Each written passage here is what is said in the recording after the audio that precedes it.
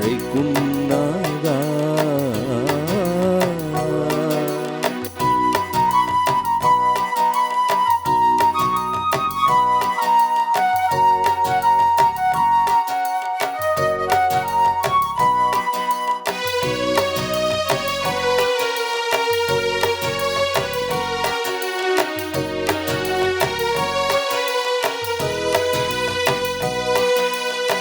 வறியவர் வாழ்வினில் வளமதை சேர்த்திடுமே, வறுமையின் அவலங்கள் அகற்றிடுமே. மனிதரில் மனிதத்தை மலர்ந்திடச் செய்திடுமே, மனங்களில் மகிழ்வினை நிரப்பிடுமே. எல்லா மனிதரில் மனிதத்தை மலர்ந்திடச் செய்திடுமே, மனங்களில் மகிழ்வினை நிரப்பிடுமே. அழைக்கும் நாதாவும் குரல் கேட்டு வந்தேன், அழைத்தேன் உவந்தென்னை ஏற்றருளே. அழைக்கும் நாதா.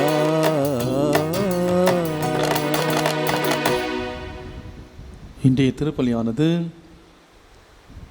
மஞ்சுளாவுக்கு பிரசவம் நல்ல முறையில் நடக்கவும், உடல் உள்ள சுகம் கிடைக்கவும், இறைவனுடைய அருளும் ஆசீரும் மரவணைப்பும், பிரசவ நேரத்திலே அன்னையினுடைய உடனிருப்பும் ஆதரிசனுடைய பரிந்துரையை வேண்டியும், மருத்துவமனையில் தீவிர சிகிச்சை பெறல் அனுமதிக்கப்பட்டிருக்கிற ஜோஸ் செல்வகுமார் அவர்களுக்கு விரைவிலே நற்சுகம் கிடைத்திட வேண்டியும், விரைவிலே வீடு திரும்ப வேண்டியும் திருப்பலியான ஒப்புக் கொடுக்கப்படுகிறது. எலிசபெத் ராணி 6ஆம் ஆண்டு நினைவு அவருடைய ஆன்மீக இலைப்பாட்டிக்காக அவருடைய குடும்பத்தில் அந்த திருப்பலி ஒப்புக் கொடுக்கின்றார்கள். எம் குழந்தை சாமி எஸ் அமலோற்பவம் அவருடைய ஆன்மீக இலைப்பாட்டிக்காகவும், திருவாளர் ஆண்டனி அவருடைய ஆன்மீக இலைப்பாட்டிக்காகவும், திருவாளர் லாசர் டி குரூஸ் அவருடைய ஆன்மீக இலைப்பாட்டிக்காகவும், திருவாளர் ஆண்டனி டிசோசா அவருடைய ஆன்மீக இலைப்பாட்டிக்காகவும் இந்த திருப்பலியானது ஒப்புக் கொடுக்கப்படுகிறது. தந்தை மகன் தூயாவியாரின் பெயராலே நம் ஆண்டவராகிய இயேசு கிறிஸ்துவின் அருளும் கடவுளின் அன்பும் தூயாவியாரின் தோழமையும் உங்கள் அனைவரோடும் இருப்பதாக. ஆன்மாவோடும் இருப்பதாக. இயேசுவில் பிரியமான சகோதர சகோதரிகளே, இன்றைய நற்செய்தி வாசகத்திலே இயேசு ஆண்டவர் இறை ஆட்சியை கடுகு புளிப்பு மாவு இரு ஓமைகள் வாயிலாக விளக்குகின்றார்.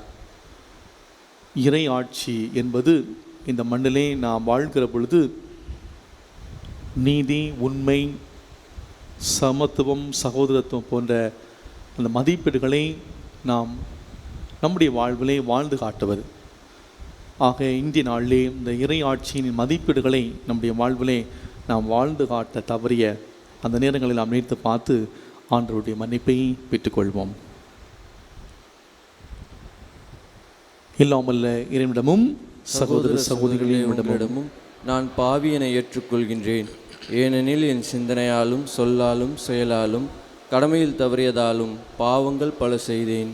என் பாவமே என் பாவமே என் பெரும் பாவமே. ஆகையால் எப்போதும் கன்னியான புனித மரியாவையும் வானதூதர் புனிதர் அனைவரையும் சகோதர சகோதரிகளே உங்களையும் நம் இறைவனாகிய ஆண்டவரிடம் எனக்காக வேண்டிக் கொள்ள மன்றாடுகின்றேன். எல்லாமல்ல இறைவன் நம்மீது இறக்க வைத்து நம் பாவங்களை மன்னித்து நம்மை முடிவில்லா வாழ்வுக்கு அழைத்து செல்வாராக. ஆமென்.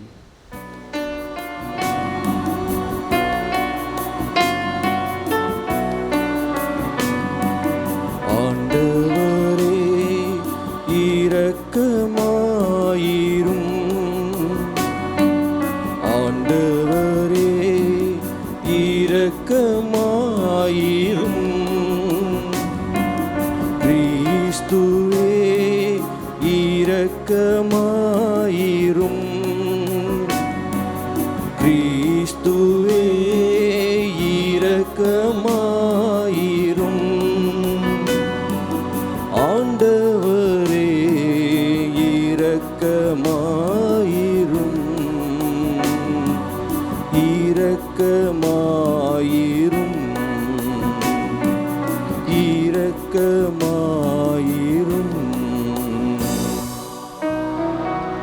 ஜெபிப்போமாகும். என்றென்றும் உள்ள இல்லாமல் இறைவாம் எங்களில் நம்பிக்கை நோக்கு அன்பு ஆகியன வளரச் செய்தருளும். அதனால் நீர் கட்டளையிடுவதை நாங்கள் அன்பு செய்யவும் நீர் வாக்களிப்பதை நாங்கள் பெற்றுக்கொள்ளவும் தகுதி பெறுவோமாக. உம்மோடு தூய ஆவியாரின் ஒன்றிப்பில் இறைவனாய் என்றென்றும் வாழ்ந்து ஆட்சி செய்கின்ற எங்கள் ஆண்டவரும் உம் திருமகனுமாகி இயேசு கிறிஸ்து வழியாக உம்மை மன்றாடுகின்றோம்.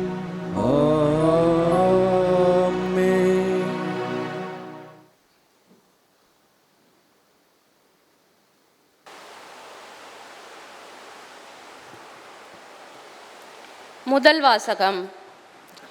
கடவுளின் மக்கள் வெளிப்படுவதை காண்பதற்காக படைப்பே பேராவலோடு காத்திருக்கிறது. திருத்தூதர் பவுல் ரோமையருக்கு எழுதிய திருமுகத்திலிருந்து வாசகம். அதிகாரம் 8, உயிருள்ள இறைவார்த்தைகள் 18 முதல் 25 முடிய. சகோதரர் சகோதரிகளே, இக்காலத்தில் நாம் படும் துன்பங்கள் எதிர்காலத்தில் நமக்காக வெளிப்பட போகிற மாட்சியோடு ஒப்பிட தகுதியற்றவை என நான் எண்ணுகிறேன். இம்மாட்சியுடன் கடவுளின் மக்கள் வெளிப்படுவதை காண்பதற்காக படைப்பே பேராவலோடு காத்திருக்கிறது. ஏனெனில் படைப்பு பயனற்ற நிலைக்கு உட்பட்டுள்ளது. தானே விரும்பியதால் அப்படி ஆகவில்லை, அதை உட்படுத்தினவரின் விருப்பத்தால் அவ்வாறு ஆயிற்று. எனினும் அது எதிர்நோக்கை இழந்த நிலையில் இல்லை. அது அழிவுக்கு அடிமைப்பட்டிருக்கும் நிலையிலிருந்து விடுவிக்கப்பட்டு கடவுளின் பிள்ளைகளுக்குரிய பெருமையையும் விடுதலையையும் தானும் பெற்றுக்கொள்ளும் என்கிற எதிர்நோக்கோடு இருக்கிறது. இந்நாள் வரை படைப்பு அனைத்தும் ஒருங்கே பேறுகால வேதனையுற்று தவிக்கின்றது என்பதை நாம் அறிவோம். படைப்பு மட்டும் அல்ல, முதல் கொடையாக தூய ஆவியை பெற்றுக்கொண்டுள்ள நாமும் கடவுள் நம்மை தம் பிள்ளைகளாக்கப் போகும் நாளை, அதாவது நம் உடலை விடுவிக்கும் நாளை எதிர்நோக்கி பெருமூச்சு விடுகிறோம். நமக்கு மீட்பு கிடைத்து விட்டது. எனினும் எதிர்நோக்கும் அளவில்தான் அது கிடைத்துள்ளது. கண்ணுக்கு தெரிகிறதே நோக்குதல் எதிர்நோக்கு ஆகாது. ஏற்கனவே கண்ணால் காண்கிறதை எவராவது எதிர்நோக்குவாரா? நாமோ காணாத ஒன்றை எதிர்நோக்கி இருக்கும்போது அதற்காக தளராத மனதோடு காத்திருக்கின்றோம். ஆண்டவரின் அருள்வாக்கு. இறைவனுக்கு நன்றி. பதிலுரை பாடல் திருப்பாடல் 126 பல்லவி. ஆண்டவர் மாபெரும் செயல் புரிந்துள்ளார், அதனால் மகிழ்ச்சியுறுகின்றோம்.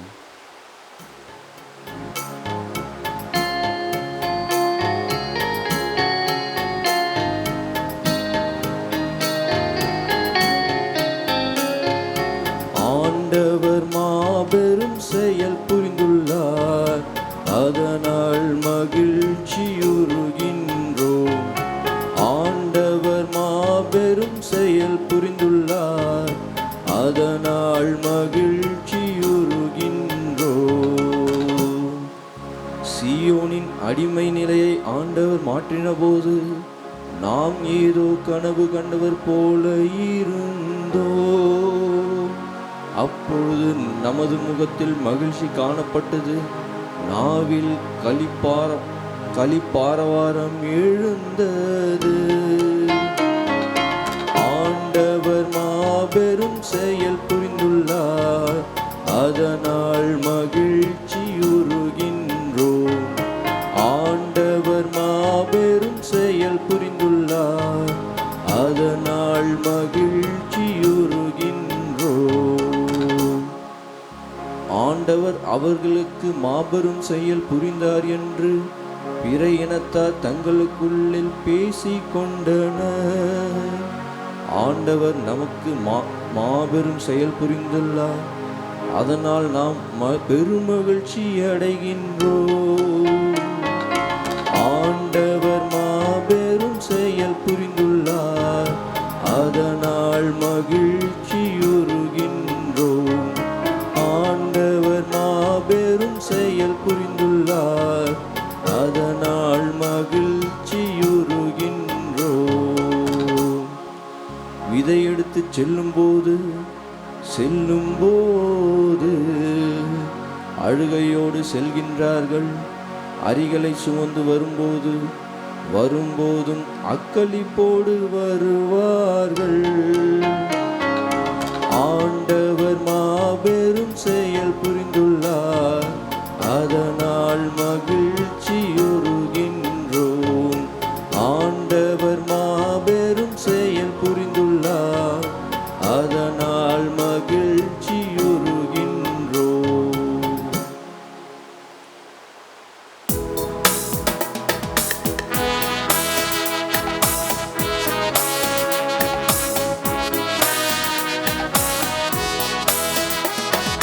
அல்லேலூயா, அல்லேலூயா, அல்லேலூயா, அல்லேலூயா, அல்லேலூயா, அல்லேலூயா, அல்லேலூயா, அல்லேலூயா. தந்தையே, விண்ணுக்கும் மண்ணுக்கும் ஆண்டவரே, உம்மை போற்றுகின்றேன். ஏனெனில் விண்ணரசின் மறைபொருளை குழந்தைகளுக்கு வெளிப்படுத்தினீர். அல்லேலூயா, அல்லேலூயா, அல்லேலூயா, அல்லேலூயா, அல்லேலூயா. ஆண்டவர் உங்களோடு இருப்பாராக. உம் ஆன்மாவோடும் இருப்பாராக. லூக்கா எழுதிய தூய நற்செய்தியிலிருந்து வாசகம். ஆண்டவரே, மாட்சி உமக்கே. லூக்கா எழுதிய நற்செய்தி அதிகாரம் 13. வாழ்வு தரும் இறைவார்த்தைகள் 18 முதல் 21 முடிய. அக்காலத்தில் இயேசு மக்கள் கூட்டத்தினரை பார்த்து, இறை ஆட்சி எதற்கு ஒப்பாயிருக்கிறது?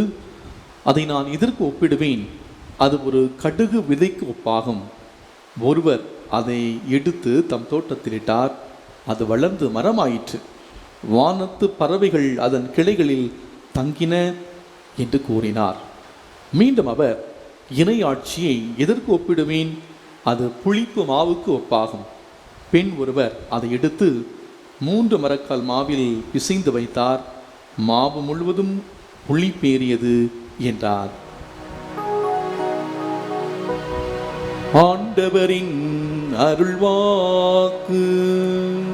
கிறிஸ்துவே, உமக்கு புகழ்.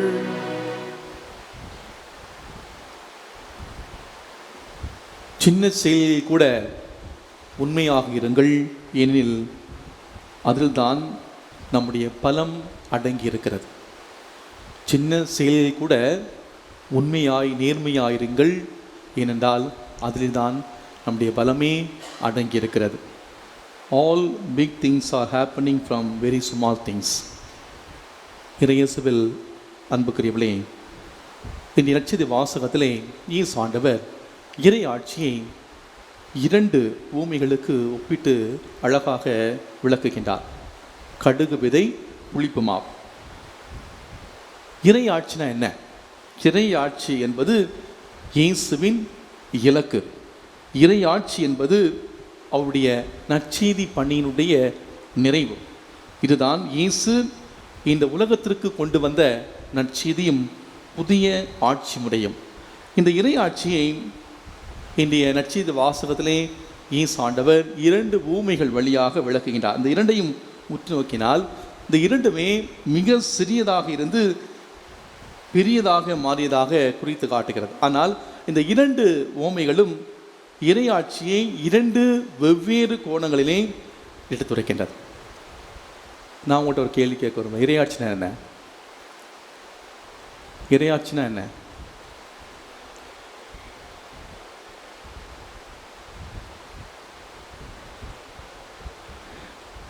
இதே மாதிரி தான் ஒரு பங்கில் ஒரு பங்கு சாமியார்கிட்ட ஒரு அம்மா வந்து இவா சொன்னாங்களாம், அது எனக்கு 2 பிள்ளைங்க, 2 பிள்ளைங்களுக்கும் பயங்கரமான வால், பயங்கரமாக இது சேட்டை பண்ணுறாங்க.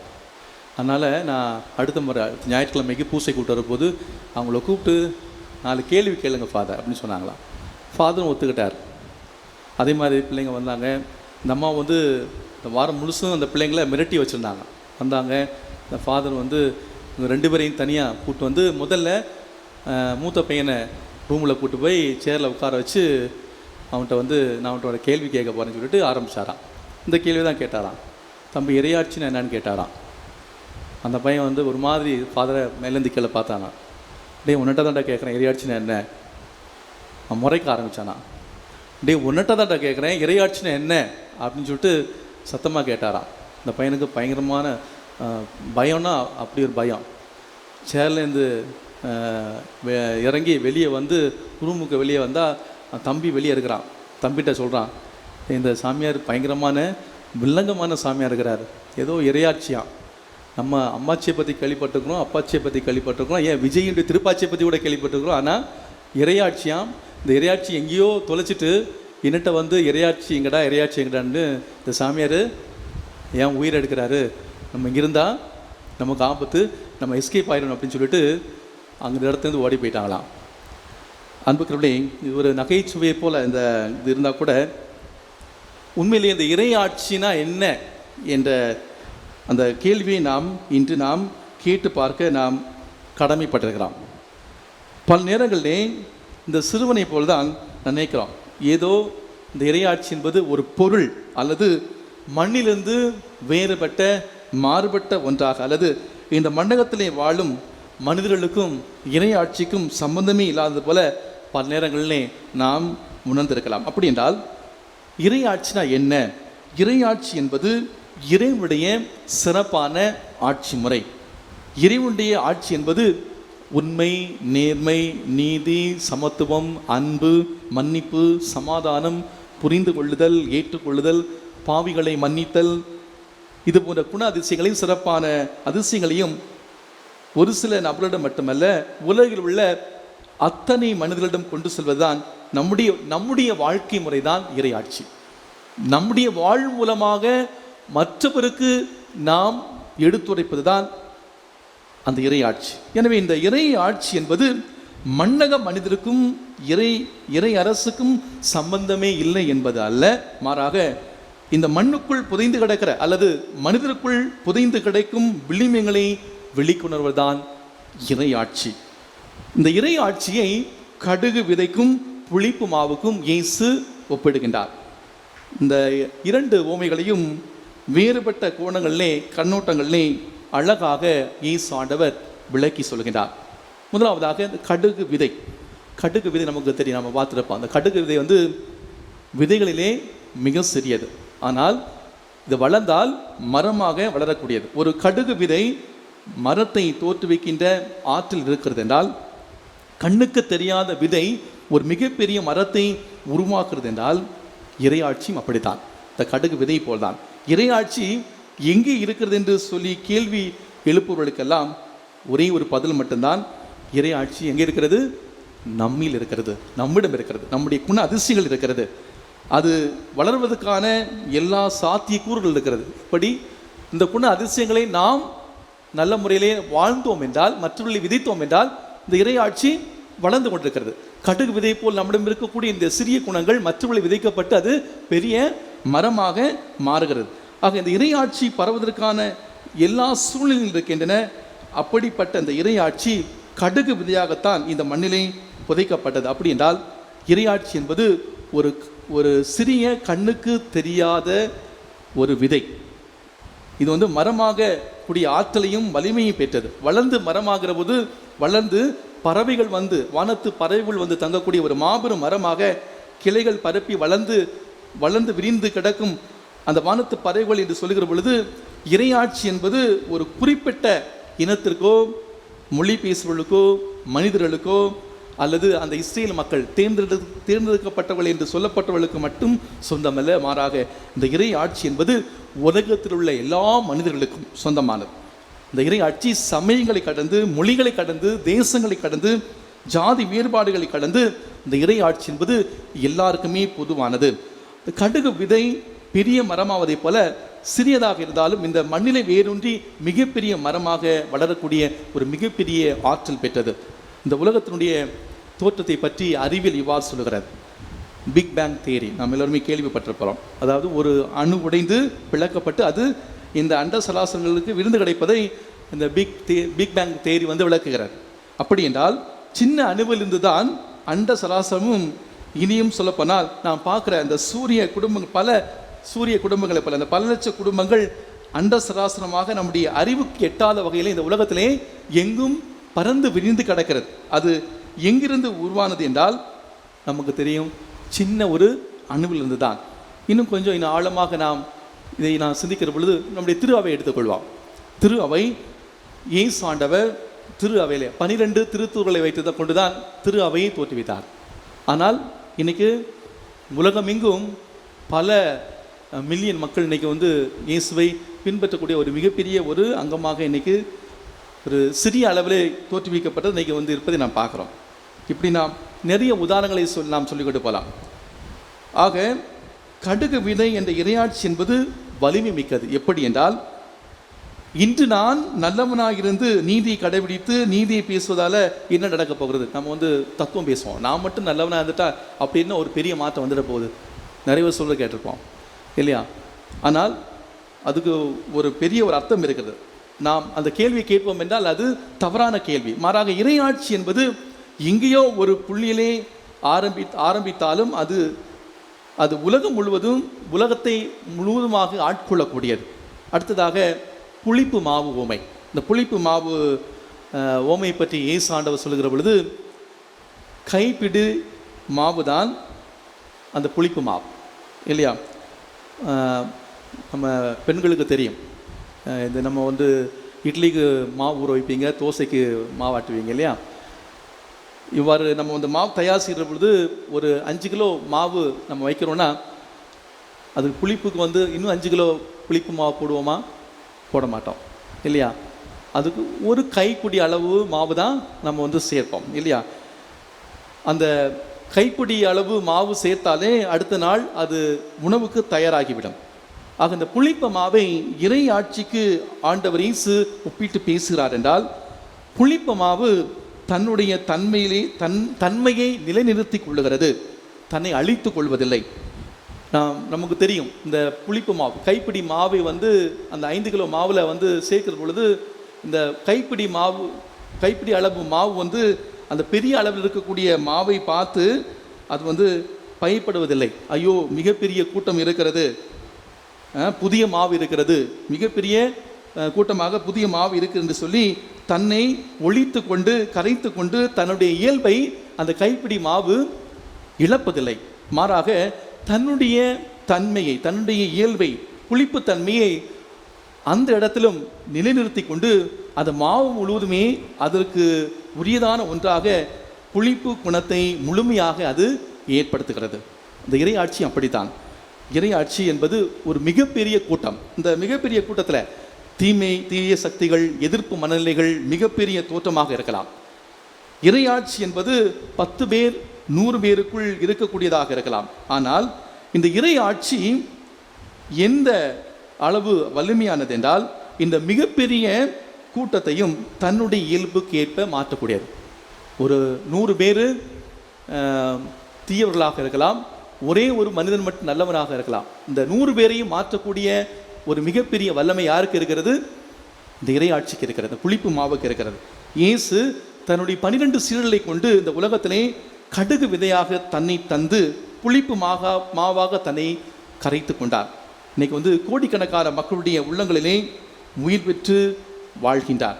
நாமும் நம்முடைய வாழ்வை நாம் கொஞ்சம் சிந்தித்து பார்ப்போம். நம்முடைய வாழ்வில் நாமும் இந்த கடுகு விதையாக, புளிப்பு மாவாக இருந்து நம்முடைய இறையாட்சி தன்மையை நாம் இழந்து விடாமல் அடுத்த மனிதர்களுக்கு நாம் பகிர்ந்து இந்த இறையாட்சியை நம்முடைய நல்ல குணநல அதிசயங்கள் வழியாக இந்த மண்ணிலே நாம் வாழ்வோம். ஆமீன்.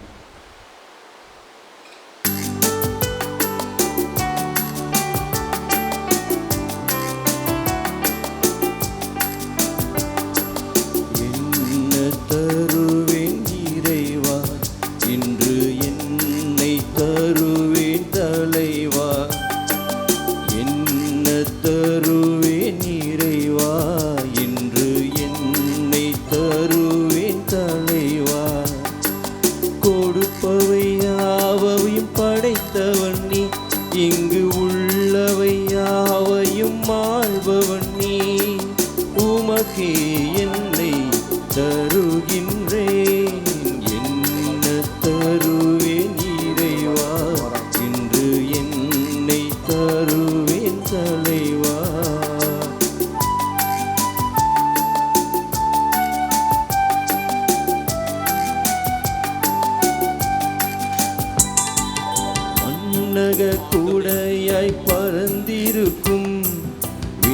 விண்ணகம் உமது காணிக்கை, மண்ணை நனைத்து மகிழ வைக்கும் மழை துளி உமது காணிக்கை, மனம் தரும் செடியின் பூக்கள் எல்லாம் வண்ணங்கள் உமது காணிக்கை. அளிக்கின்றேன் அன்புடனே என்னையே காணிக்கை, அளிக்கின்றேன் அன்புடனே என்னையே காணிக்கை. சகோதர சகோதரிகளே, என்னுடைய உங்களது இந்த பலி எல்லாமல்ல தந்தையாகிய கடவுளுக்கு கேட்டதாகும்படி ஜெபியுங்கள். ஆண்டவர் தமது பெயரின் புகழ்ச்சிக்காகவும் மாட்சிக்காகவும் நமது நன்மைக்காகவும் புனித திரு அவை அனைத்து நலனுக்காகவும் உமது கையிலிருந்து இப்பலியை ஏற்றுக்கொள்வாராக. ஆண்டவரே, மாட்சிக்குரிய உமக்கு நாங்கள் அளிக்கும் காணிக்கைகளை கண்ணோக்கி நலுமை வேண்டுகின்றோம். இவ்வாறு நாங்கள் நிறைவேற்றும் இத்திருப்பணி எங்களை உமது மாட்சிக்கு இட்டுச் செல்வதாகும். எங்கள் ஆண்டவராகிய கிறிஸ்து வழியாக உம்மை மன்றாடுகின்றோம்.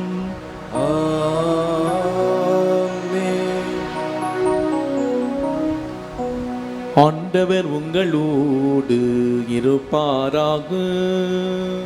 உம் ஆன்மாவோடும் இருப்பாராக. இதயங்களை மேலே எழுப்புங்கள், ஆண்டவரிடம் எழுப்பியுள்ளோம். நம் இறைவனாகிய ஆண்டவருக்கு நன்றி பாடுவோம்.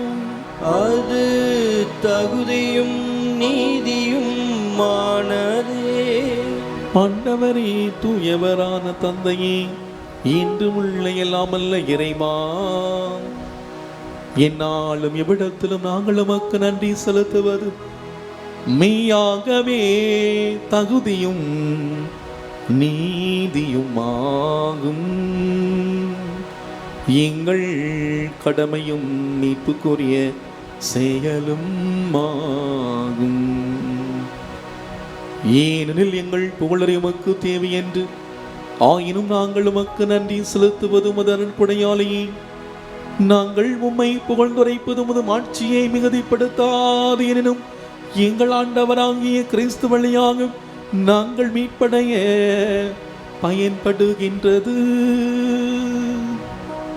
ஆகவே வானக தூதத்தினரோடு ஒன்று சேர்ந்து நாங்களும் உம்மை புகழ்ந்தேத்தி மகிழ்ச்சியுணரை கேட்டு ஒரே குரலில் பாடுவதாவது: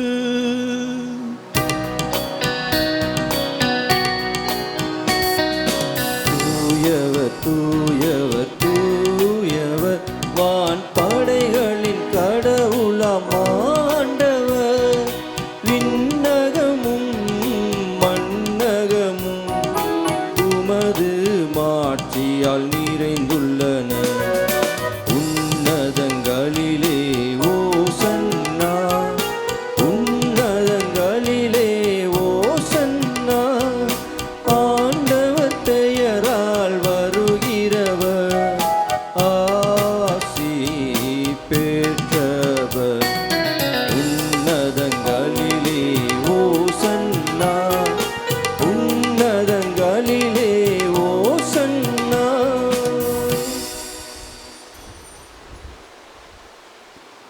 ஆண்டவரே, நீர் மெய்யாகவே தூயவர், தூய்மை அனைத்திற்கு ஊற்றாகவே உம்முடைய ஆவியை பொழிந்து இக்காணிக்கைகளை தூய்மைப்படுத்தவுமே வேண்டுகின்றோம். இவ்வாறு எங்கள் ஆண்டவர் இயேசு கிறிஸ்துவின் உடலும் இரத்தமுமாக எங்களுக்கு இவை மாறுவனவாகும்.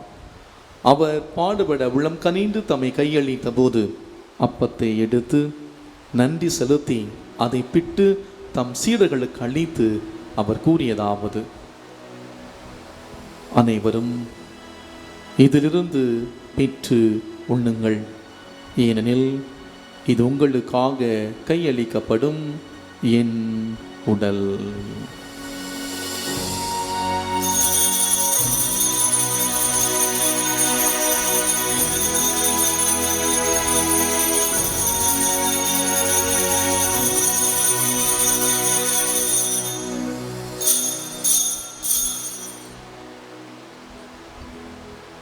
அவ்வண்ணமே இரவிருந்தி அருந்திய பின் கிண்ணத்தையும் எடுத்து மீண்டும் உமக்கு நன்றி கூறி தம் சீடர்களுக்கு அளித்தவர் கூறியதாவது: அனைவரும் இதிலிருந்து பெற்று பருகுங்கள், ஏனது புதிய நிலையான உடன்படிக்கைக்குரிய என் இரத்தத்தின் கிண்ணம்.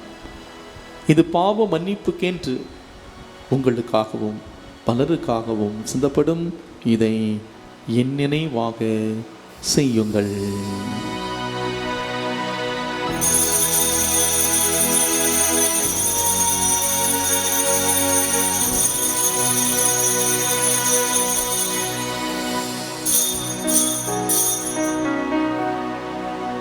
நம்பிக்கையின் மறை பொருள். ஆண்டவரே, நீர் வருமளவும் உமது இறப்பினை அறிக்கையிடுகின்றோ, உமது உயிர்ப்பினையும் எடுத்துரைக்கின்றோ.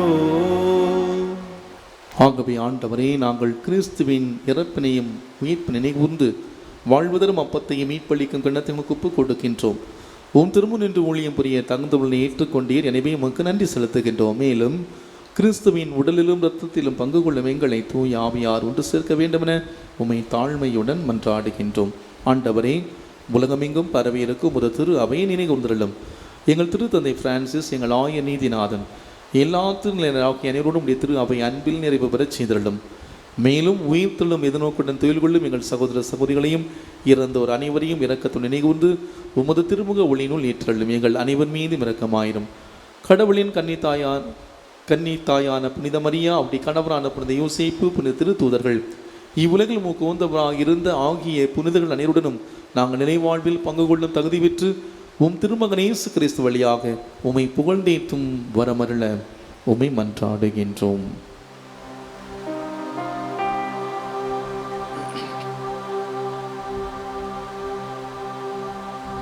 இவர் வழியாக இவரோடு இவரில் எல்லாம் வல்ல இறைவனாகிய தந்தையே, தூயாமியாரின் ஒன்றிப்பில் எல்லா புகழும் ஆட்சியும் என்றென்றும் உமக்கு உரியதே. ஆமென், ஆமென், ஆமென்.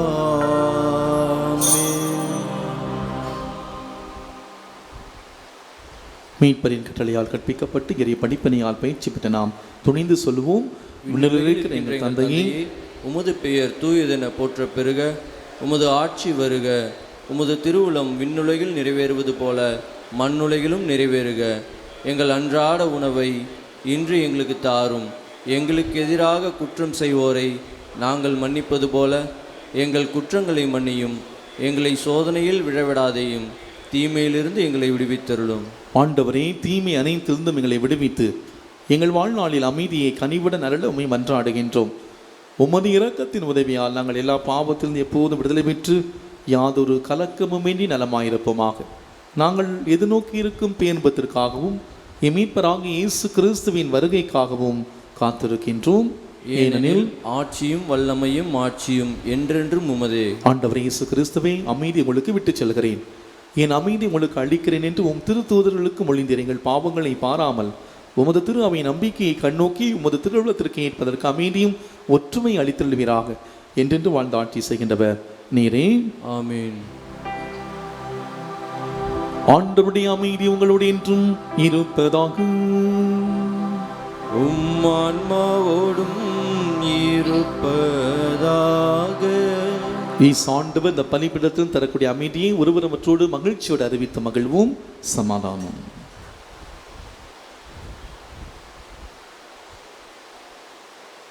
உலகின் பாவங்களை போக்கும் இறைவனின் செம்மறியே, எங்கள் மேல் இரக்கமாயிரும். உலகின் பாவங்களை போக்கும் இறைவனின் செம்மறியே, எங்கள் மேல் இரக்கமாயிரும். உலகின் பாவங்களை போக்கும் இறைவனின் செம்மறியே, எங்களுக்கு அமைதியை அளித்தருளும். இதோ இறைவனின் செம்மறி, இதோ உலகின் பாவங்களை போக்குகின்றவர். செம்மறியின் விருந்துக்கு அழைக்க பெற்றோர் பேறு பெற்றோர். ஆண்டவரே, நீர் என் இல்லத்தில் எழுந்தருள நான் தகுதியற்றவன். ஆனால் ஒரு வார்த்தை மட்டும் சொல்லியருளும், எனது ஆன்மா நலமடையும். கிறிஸ்துவின் திருவுடலும் திரு ரத்தமும் நம்மை காத்து நம்மை வாழ்வு அழைத்து செல்வதாக. ஆமென்.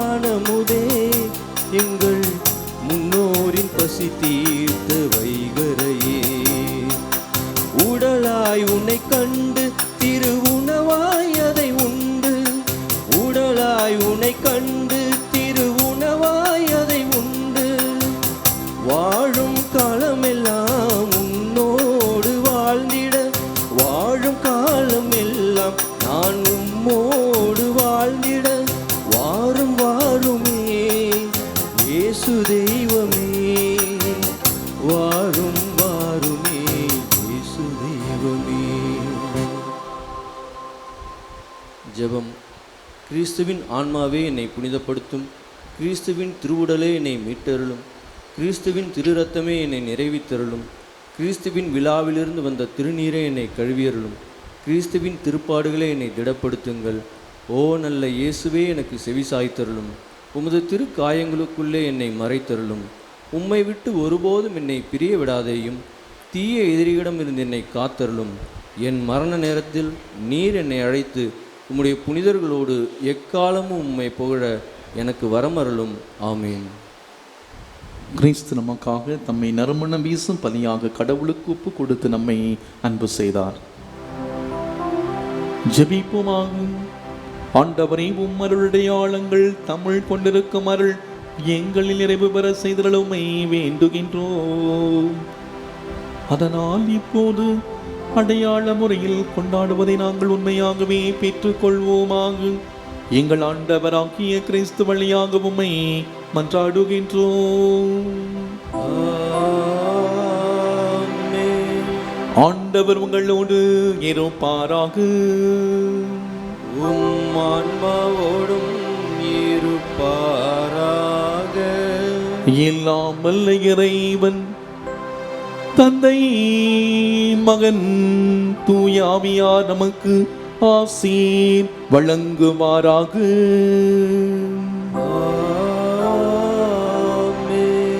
சென்று வாழுங்கள், வாழ்க்கை பலி தொடர்கின்றது. இறைவனுக்கு நன்றி.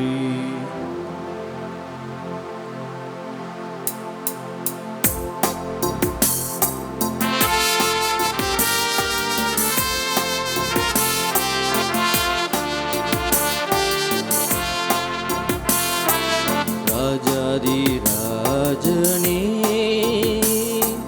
தேவாதி தேவனே, விண்ணோர் வணங்கிடும் விமல ராஜனே, ராஜாதி ராஜனே, தேவாதி தேவனே, விண்ணோர் வணங்கிடும் விமல ராஜனே.